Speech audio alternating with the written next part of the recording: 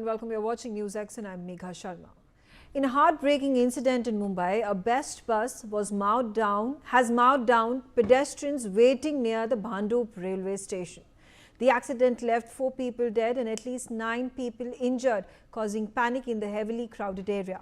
According to the preliminary reports, the 52-year-old driver, who was arrested immediately, was attempting to take a U-turn to move to the adjacent bus depot when he accidentally hit the accelerator instead of the brakes and rammed the bus into the queue of passengers. Local shopkeepers and bystanders rushed to help the victim, immediately calling an ambulance and informing the police. Some of the injured were also taken into shops, given water and helped in contacting their families. A Bhandup police station officer said that the lane outside the railway station is amongst the most crowded in the suburb. Some even blamed the hawkers, stating that as they occupy much of the space, pedestrians are forced to walk on the road.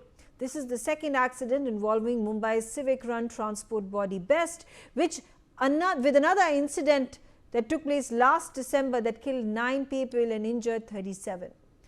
I am being joined by P.K. Jain, who is a former IPS. He is joining me from Mumbai. Sir, with regards to the tragic death of 4 people in this Bhandup accident, there are a number of questions that are being raised.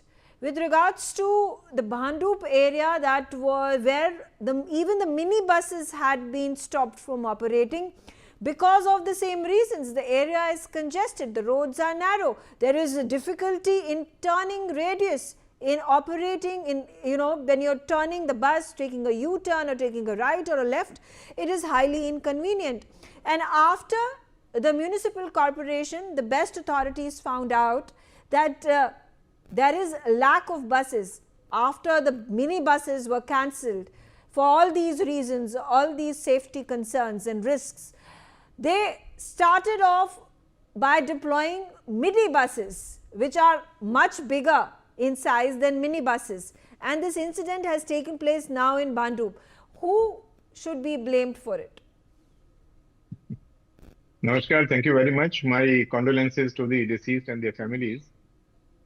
See, the problem here is multifold. The area is congested. Most of the areas in the eastern suburbs are extremely congested, extremely populated, narrow roads, and a lot of people on the road, especially in the evening. Now, unfortunately, the BEST has to draw or strike a balance between the demand for commutation and the inconvenience of the people and risking their lives. But in this particular case, whatever be the situation on the ground, I feel personally, though it is a matter of inquiry and inquiry has already been ordered, in this case it is a mistake of the driver. It's a question of the bus going in reverse and crushing those people. It's not a question of the bus going in the forward direction or and then probably running over people, or the question of failure of brakes, etc. So with all the constraints, if the BEST has decided to ply the buses there, looking at the convenience of people who want to commute from that area, well, it is in the fitness of things. The only thing is that the drivers have to be in their right mind while driving the buses. They should not be intoxicated, and they should be driving the buses properly. So I do not know. No, but then again, like I said, you're putting the blame on the driver, but isn't the municipal corporation and BEST authorities to be blamed equally? And of course, the questions being raised on the footpaths that are narrow at the first place, and then these footpaths are occupied by these vendors and the street sellers, that people do not even have space to walk on the footpaths. They end up walking on the roads. I fully agree with you. The problem lies elsewhere. As I said, any traffic problem is a problem of engineering, education, and enforcement. Now, in this case, the engineering part has totally gone for a toss, and it is not only in that part of Mumbai, it is all over Mumbai. The footpaths have been absolutely taken over by the vendors and by small-time vendors, and a lot of encroachments by the shops themselves, so that the BMC is not finding time to remove those encroachments. And whenever they try, either there's a political interference somewhere, or there's a lot of resistance from the vendors themselves. I myself have been into a couple of situations where the resistance is very, very strong and severe, leading to stone pelting. Then a couple of policemen or municipal staff gets injured, or a couple of agitators get injured, and the entire campaign of removing the encroachments is called off. Yeah. So it is a very, very delicate situation that every time it happens, somebody puts the crowd onto the police or the enforcement authorities, and the moment there's one, there's some small pelting, somebody's head gets injured or somebody's leg gets injured, the campaign is stopped. And municipal authorities are more than willing to stop the campaign. I mean, it is only under duress that they are doing it. Willingly, I don't think there's any willingness on the part of the municipal corporation Okay. to enforce the engineering part of it. Okay. Dhanraj Vanjari also on the telecast with me. I do want to point out once again, earlier this year, I mentioned this a moment ago, but I'm going to repeat it because it is of importance and cruciality over here. Earlier this year, mini buses that were operating on the crowded routes in Bhandup were withdrawn from the best fleet. But later on, due to the shortage of buses, the best later introduced these midi buses on the same route. And even though there were questions raised with regards to the operational constraints such as inadequate turning radius for buses, these buses were still deployed. So again the question, if there is a decision taken, constraints have been kept in mind, mini buses have been stopped from plying on this route, what was the reason for once again plying much bigger buses than the mini buses that were removed from the roads later on? There might be some constraint or administrative lacuna at the part of BST. The administration has decided to withdraw the minibuses. The minibuses basically have been introduced because the road conditions are very narrow, and the commuters should get their space to travel through buses, and though there is no traffic congestion. That's why it is important to examine the conditioning under which the BST administration has decided to introduce the large size buses again. Number two, which is very important, this is not accident where, as Jain sir has already mentioned, the bus was going ahead forward direction. It was going reverse. Now, look at any reverse vehicle being taken in such congested area, the speed might not be more than 5 or 10. With that speed, whether that speed was maintained or it was not, and with that speed, if even a single person, now four people have died, even a single person would have come under the wheel or died or fell down on the road, there would have been big hue and cry. The driver must have been in position to hear that voice and immediately put the brake on. He has not done that. It means that there is some sort of negligence at the part of driver. Then the rashness, come to the rashness part of it, the negligent and rash act.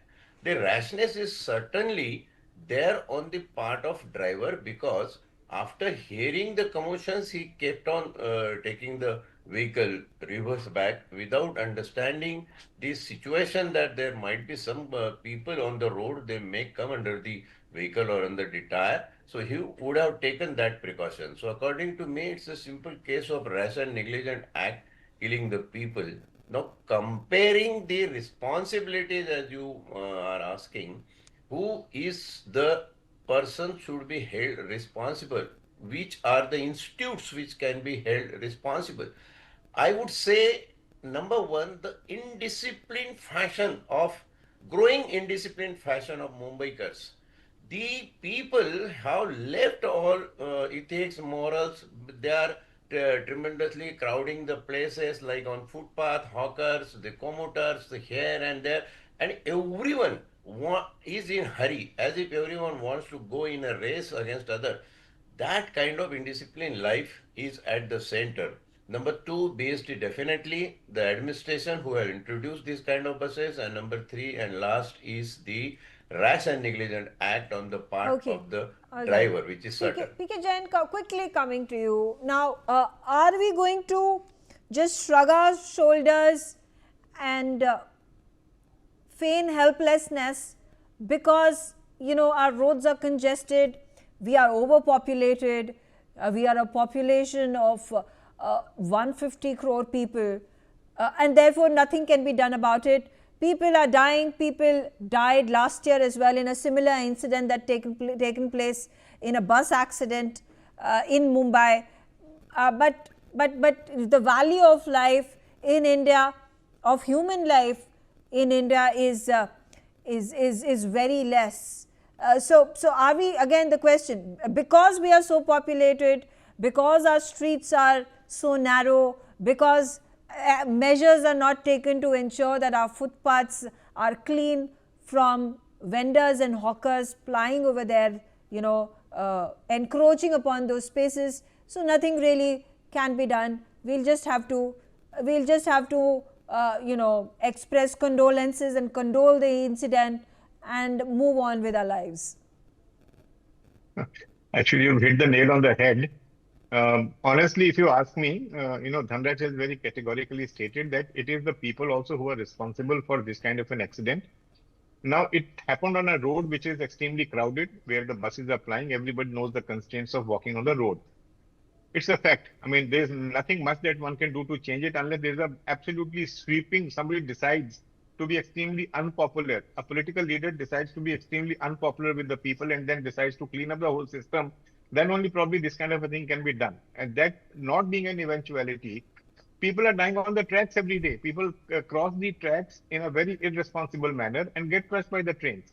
In this case also, the people know that this is a very narrow road. The bus is standing there.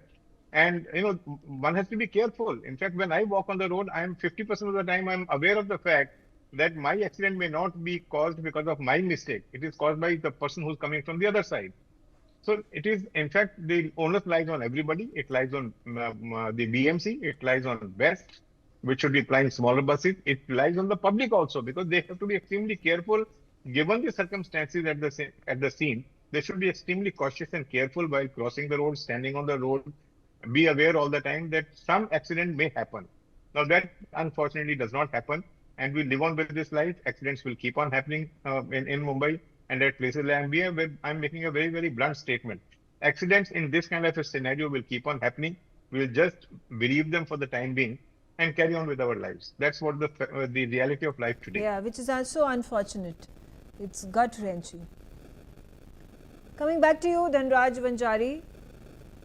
Now, the Chief Minister of Maharashtra has come out and announced ex gratia 5 lakh rupees for the victim's family and for the injured in this incident. But what are the fundamental changes that are required to systemize the system better?